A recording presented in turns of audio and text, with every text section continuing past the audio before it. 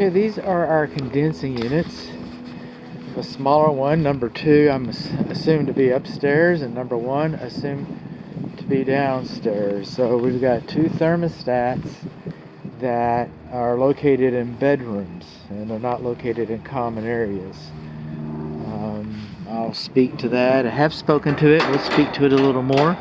These appear to be conventional condensing units. Of course, we expect them to be new. Their serial number is 24 this year. Okay, model number 24. This is a 2-ton, and then the model number on this one is 60. It's a 5-ton. If we look down here on the 5-ton, we look at our maximum fuse is 50 amps. That's what the manufacturer thinks it should have. Come down here on our maximum fuse, and it's 2-ton, it's 25 amps. That's what the manufacturer thinks we should have. Okay, so we're going to move on along a little bit here, and we're going to find our main electric service disconnects. We've got an electric receptacle outlet out here somewhere, but it's on the wrong side of the fence. Okay, we should have an electric receptacle outlet over here somewhere, and we don't for the service people, but our main service disconnects are over here on the main service panel.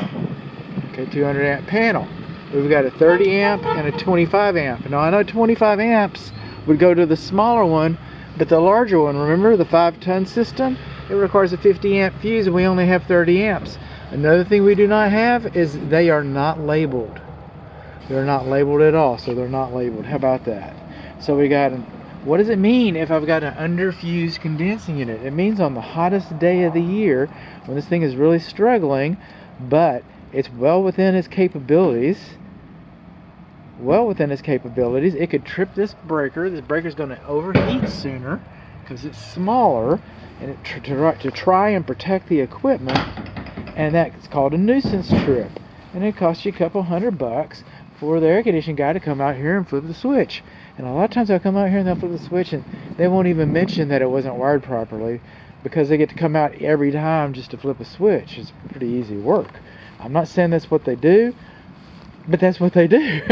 You know, or you get an honest one, he'll come out here and say, man, you know, I came out here, I flipped the switch, it's going to cost you $200, but I think I should tell you that you need to rewire this system so that you don't have this problem again.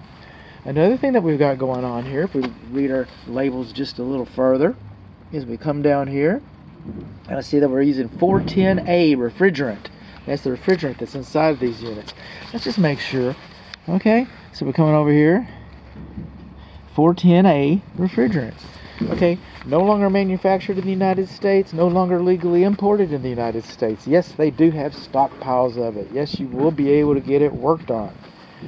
Okay, but as these systems start aging out, that refrigerant is going to become more precious, and people are going to charge more money for it.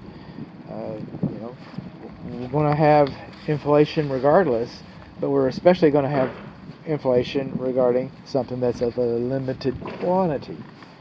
Now, 60 days upon purchasing this house, this equipment is supposed to be, okay, well, I'm going to back up here just one moment. That compressor in there, they no longer make them. They no longer make the valves. They no longer make anything that has to do with the refrigerant for 410A. It's legal for them to install it today.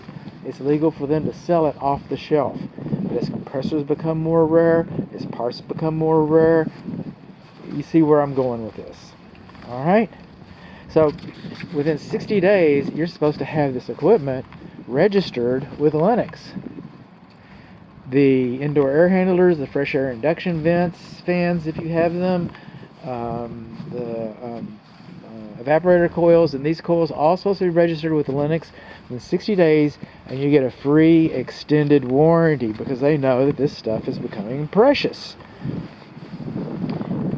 I have an air conditioning buddy who tells me he does thousands of dollars a year, charges his clients for repairs that should have been, but were not covered under warranty because it was not registered. So it's imperative that you register this equipment, have it registered. You need to have that discussion with your builder to make sure that you have the extended warranty. Otherwise, all you've got is the installation warranty, and maybe they'll give you a 90-day on the equipment. I don't know. You get a 1 or 2 year warranty on his installation, but if something breaks that should have been warranty within the system, you won't get that. You won't get that if you don't, you know. I can't encourage you enough to have this discussion with your builder to get this business taken care of. It's easy, it's simple, it's not difficult, and it can save you thousands upon thousands of dollars.